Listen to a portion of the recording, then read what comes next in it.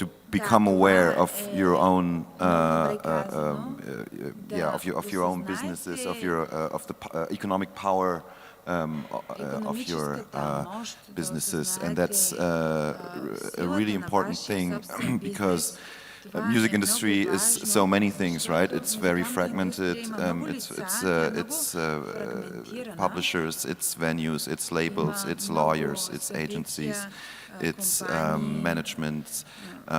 So we in Hamburg actually very recently, 2 weeks ago, published a big study on the Hamburg music business because we wanted to know what is our actual impact, how much money do music companies make in Hamburg, because if you have those numbers, you can go to your local institutions, to your politicians and to your administration and say, hey, we have a gross value added generated by the Hamburg music industry of €1 billion.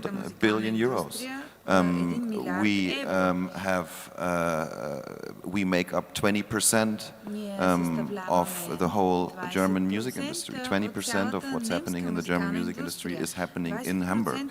And if you have those numbers, you have a very good base for developing strategies, for identifying fields of action, and to prove, to go with proof to your local politicians and say, hey, do you think this warrants support? We think so.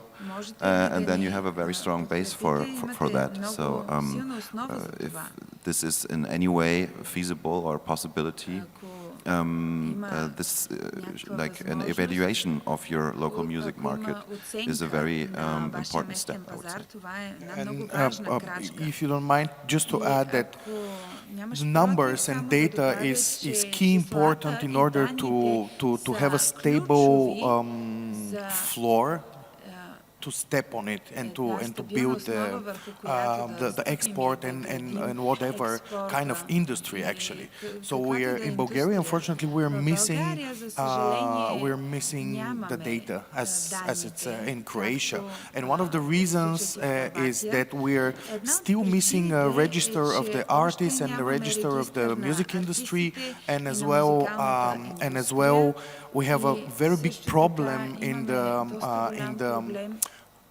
Кодове икономическа дейност, codes of economic activities, maybe it's in English, because they're really old, so we have to update them with more than 4 numbers in order to measure the effects of each sector and of the economy. So the music industry and the cultural industry have to be clearly explained as a sector of the economy.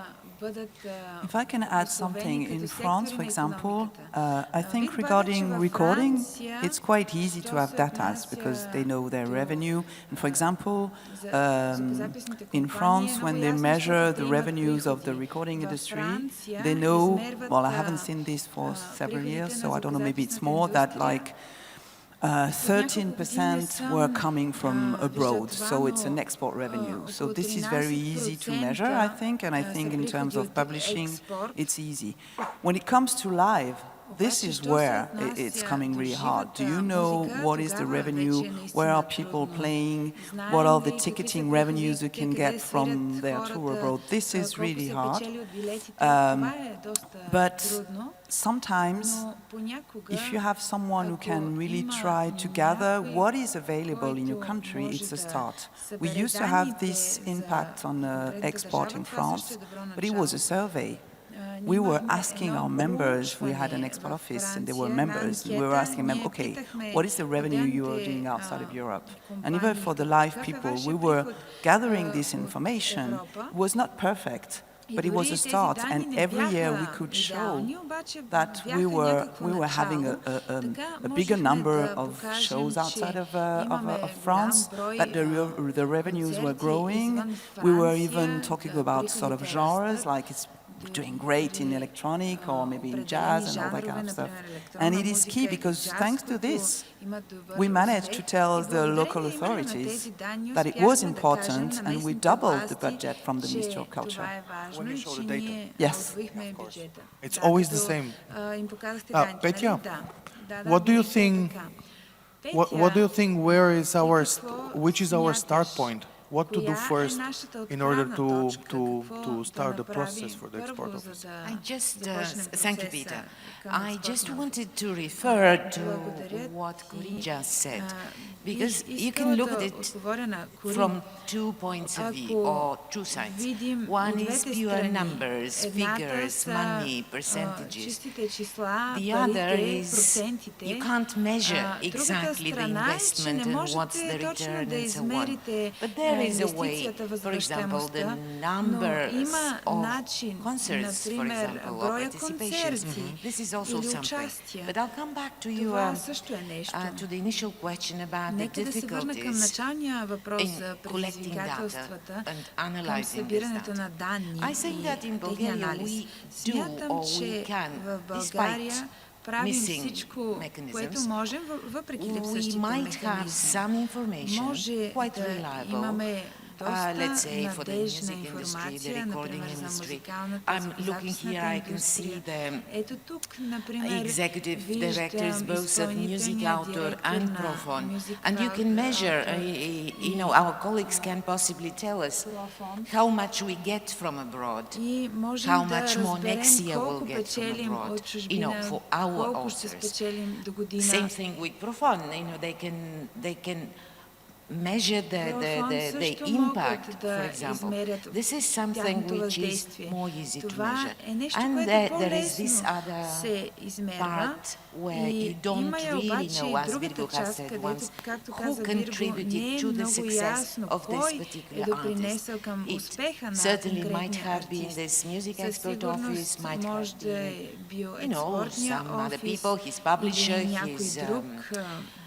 his producer, but we have something to step on. I think that we can build on the data that we might have and further develop it, and this to convince our public authorities that it's a business that matters, because it's important, isn't it?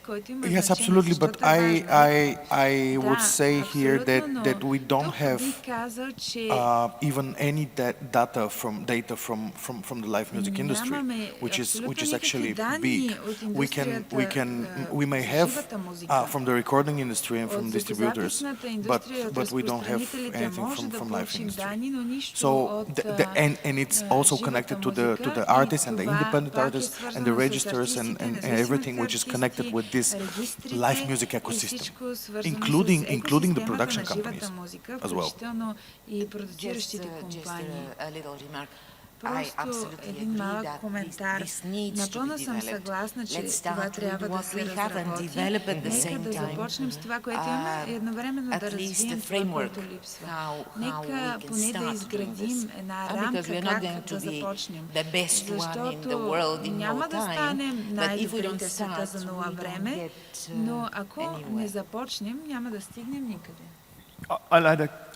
Oh, sorry. This was actually, we just started doing, when we started the export office, that was the first thing we did. We mapped all the artists that are active, all the artists that are touring outside of Croatia, all the venues and all the festivals, which is actually a job of a musical information center. But unfortunately in Croatia they're completely focused on classical music. So we just created this basis for us that we can work on. And the data that we can follow and that we are following is like how many of the artists are applying to the showcase festivals, how many tours do we have this year and how many we had last year. So what we now see after we established the export office, that there's 200% more applications on MENC Ljubljana Showcase Festival, and we have a 400% increase on Eurosonic Festival. Actually, the first year, we didn't have any applicants on Eurosonic Festival. We were supposed to open the export office in 7 days, and Mirko was in contact, you might know Mirko, was in contact with Oscar, who is a booker from Eurosonic. He literally called us and had said, I know you guys are opening an export office, there's no one from Croatia. And we just, because we didn't have any, no social media, nothing yet established, because the export office didn't start yet, we just literally took the phones and started calling the artists. And one of the artists we called was Fran Vasilic, who then played on Eurosonic. And actually, this year he is nominated for the Music Moves Europe Award. I think every one of us are struggling to gather proper data and to have a really good case when we get to support, especially that music itself, when you're looking at the wide ecosystem, it covers education, trade, tourism, culture, and so many other things like social well-being and so on. So the model itself for music, it's quite difficult to count. And what we face here, because Sound Czech is basically below the Arts and Theatre Institute, which is a public institute, and it's below the Ministry of Culture of Czech Republic. In the meantime, we are looking for having different funds, other sources as well, from European sources. And one of our aim, of course, is to get trade funds, because music is also linked to trade. So when we are going, we are really aiming to represent the entirety of the music. Защото трябва да можем, взимайки решения, прокарвайки инициативи, да можем да стъпим върху данните от цялата индустрия. Но това, което забелязахме, беше, че има няколко опита за проучвания. Вашият заместник министър на културата също е тук и смятам, че той е запознат с това. Първо е важно да се намери методология, която Министерството да приеме за адекватна и подходяща. След което проучванията могат да бъдат направени, защото имаме много проучвания, които обаче не следват методологията на Министерството, не следват ключовите индикатори за изпълнение и няма как да бъдат приети от Министерството. Наистина огромно количество пари се внасят в брутния вътрешен продукт, не само от музикалните компании, но самите артисти, живите събития, фестивалите, има един мултипликационен ефект. Има различни проучвания от тази гледна точка и имаме наистина много сериозни данни. Мрежата на европейските фестивали също има такива данни.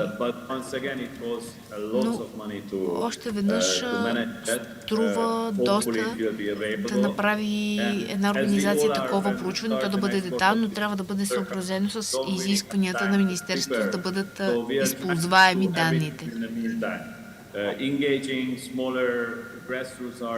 Също така имаме процес на ангажиране на по-малки артисти, местни, лобиране.